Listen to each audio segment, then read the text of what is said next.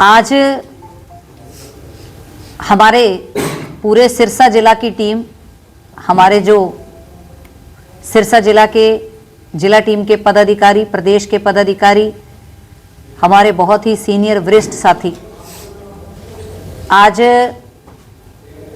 यहाँ इस कार्यक्रम में आने वाले लोकसभा चुनाव को लेकर जो हमने आगे की संरचना करनी है, आगे की हमने गतिविधियां करनी है, आगे हमने कैसे कार्य को करना है, इसी निमित्त आज बहुत महत्वपूर्ण बैठक रखी गई जिसमें हमारे सभी गणमान्य व्यक्ति मौजूद रहे। क्योंकि लोकसभा इलेक्शन का आगाज हो चुका है। कल शाम तक आचार संहिता, मेरे को लगता है जो अभी तक की जानकारी आ रही है चुनाव आयोग की तरफ से, कि कल शाम तक आचार संहिता लग सकती है और भारतीय जनता पार्टी के कैंडिडेट के रूप में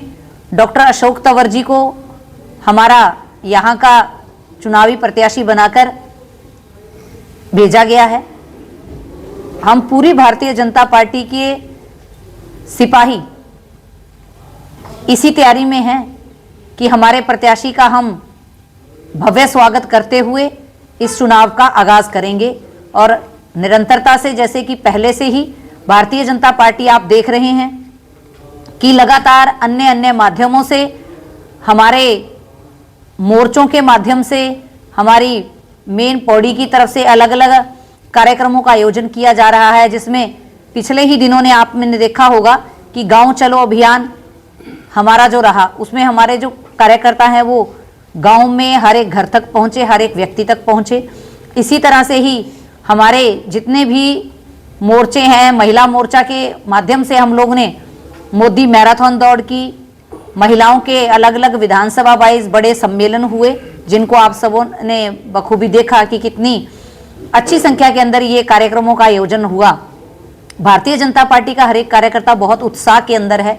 बहुत हर्ष के साथ वो इसी दिन का इंतजार करता है कि कब हमारे चुनाव का आगाज होगा, कब हमारा कैंडिडेट की घोषणा होगी और कब हम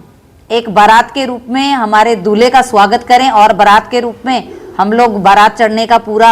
इंतजार कर रहे हैं। और क्योंकि जो जितने भी हमारे चुनाव होते हैं भारतीय जनता पार्टी के लिए, एक कार्यकर्ता के लिए ये जो चुनाव होता है एक बहुत बड़ा महोत्सव होता है। उसी महोत्सव के रूप में हम इस लोकसभा चुनाव को ले रहे हैं।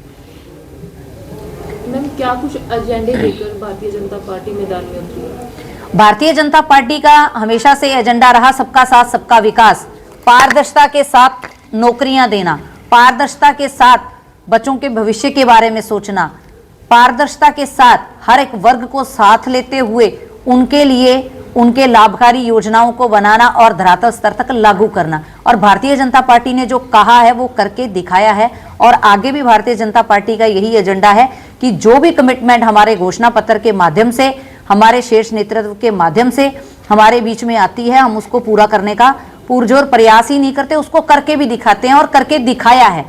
370 धारा को हटाना हमारा एक एजेंडा था जिसको हमने करके दिखाया। राम मंदिर बनाना हमारे भारतीय जनता पार्टी का हमेशा से सपना रहा, उसको हमने साकार करके दिखाया।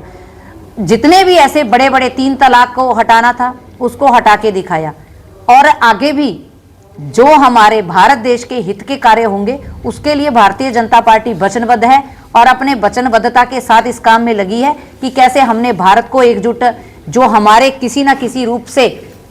राजनीतिक पार्टियों ने अपने व्यक्तिगत लालच के कारण हमारे अखंड भारत को खंड कर दिया था, हमारे कश्मीर को, हमारे कश्मीर के आधे हिस्से को हमसे छीन लिया गया था, कैसे हम उसको एक करें, कैसे हम जो चीन ने हमारा आधा हिस्सा हथियार रखा है उसको हमने वापस कैसे लें, कैसे हम पीओके के ऊपर हमारा भारतीय जनता पार्टी का जो कार्यकर्ता है इन सपनों को साकार करने के लिए दिन रात लगा हुआ है, हमारा शीर्ष नेतृत्व लगा हुआ है। और कल का जो कार्यक्रम है हमारे लिए बड़ा विशेष कार्यक्रम है। कल हम भारतीय जनता पार्टी का एक सिपाही, कल क्योंकि अशोक तंवर जी का सिरसा आगमन हो रहा है, उसी निमित्त कल एक भव्य रोड शो के साथ भारतीय जनता पार्टी का प्रत्येक एक सिपाही उनके साथ कंधे से कंधा मिलाकर चलेगा। और इसी उत्सव को, क्योंकि होली हमारे बहुत नजदीक है, तो कल भारतीय जनता पार्टी के हमारे लोकसभा के कार्यालय के अंदर भव्य फूलों की होली का आयोजन किया गया है, जिसको हम सभी भारतीय जनता पार्टी का एक एक सिपाही उस होली को उत्सव के रूप में मनाते हुए, और हमारे लोकसभा चुनाव का जो आगाज हो गया है उस डबल उत्साह के साथ, डबल त्योहार की तैयारी के अंदर है।